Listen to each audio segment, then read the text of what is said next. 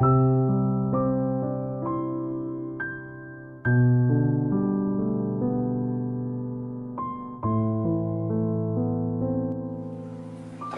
karya Wiranegara.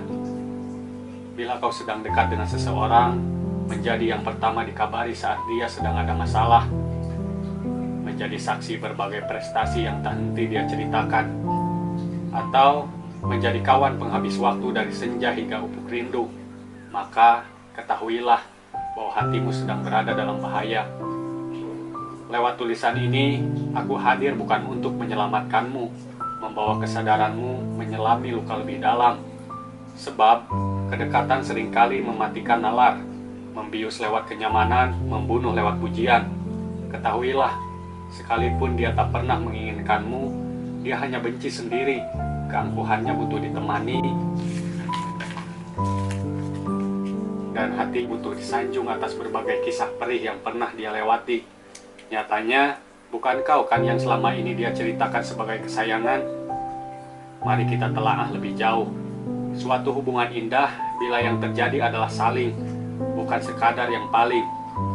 Kau dan dia sadar untuk menjalani peran dengan aktif dan partisipatif. Setiap cerita, kejadian, gagasan, mimpi, pencapaian, hingga lelah seharian, kau dan dia bergantian mengisi kesepian. Saat menangis, tertampunglah air mata.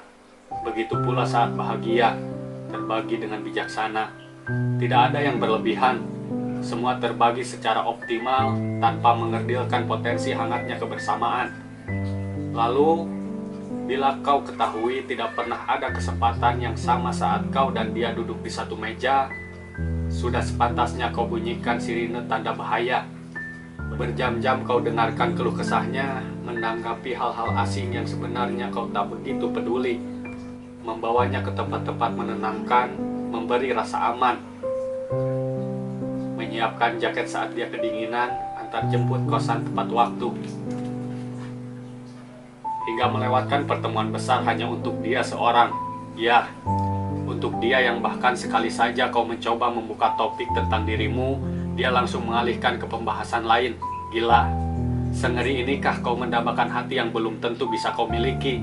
Nyatanya, bukan kau kan yang selama ini dia ceritakan sebagai kesayangan? Begini, tahan dulu emosi. Coba buka rentetan chattingmu dengannya. Baca, siapa yang paling meledak-ledak saat menceritakan sesuatu? Berapa alinea perbandingan saat ada pembahasan? Siapa yang paling berdebar menunggu balasan hingga jeda bernapas saja jadi sebuah masalah? Dan siapa yang paling terpukul kalau setiap pesan berganti tak pernah ditanggapi? Lihat baik-baik. Bila ada yang terlihat paling dominan, maka ada yang harus dilakukan. Begini saja. Siapa yang meminta waktu lebih, yang tak mau tahu urusan orang?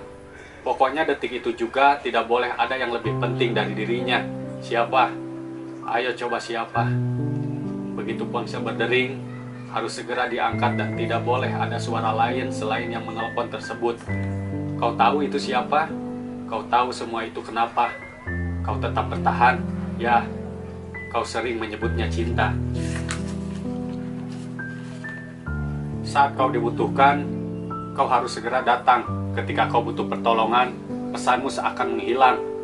Tidak lama kemudian, kau temukan pesan berhias maaf dan ajakan ketemuan, atau minimal diminta menemani makan. Lagi-lagi kau harus mendengar ceritanya, dan dengan dalih tak enak hati, kau tetap setia untuknya. Saking seringnya kau ada untuknya, sehari tak direpotkan, seperti ada yang kurang. Kau mulai menanyakan kabarnya, dia tanggapi dengan menanyakan posisi. Kau sudah siap berangkat, lalu dia menghilang lagi. Ini yang paling menyita logika berpikirku. Kenapa bisa ada seseorang yang mengajak bertemu, begitu sudah siap untuk ditemui, tiba-tiba dia tidak bisa dihubungi? Itu kenapa? Kok ada sih orang-orang yang memainkan khawatir sebegitu hebatnya? Ambil kendaraanmu segera, terutama yang sering kau gunakan untuk mengantar jemput raganya. Telusuri semua tempat di kotamu, lihat. Di situ, iya, di kedai kopi, warung makan, kafe hit, angkringan, burjo, kantin kampus, Tempat-tempat yang pernah kau sangka akan menjadi gerbang terbukanya hatinya untukmu, itu hanya sekedar saksi bisu. Apa?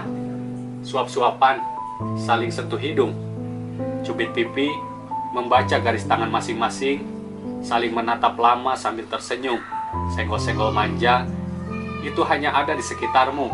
Sudahlah, dia hanya benci sendiri, bukan ingin dilengkapi. Nyatanya, bukan kau kan yang selama ini dia ceritakan sebagai kesayangan?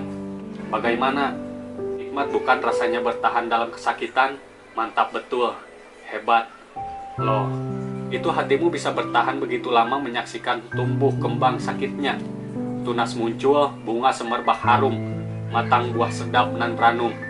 Kau yang merawatnya, menyirami setiap hari tanpa mengeluh, memupuk dengan sabar, membanggakan ke setiap orang.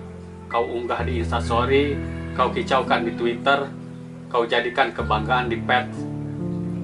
Hingga tiba waktu panen, kau memetiknya namun bukan kau yang merasakan manisnya. Dia tidak mencintaimu, dia hanya sedang kesepian dan kebetulan ada kamu. Nyatanya, bukan kau kan yang selama ini dia ceritakan sebagai kesayangan.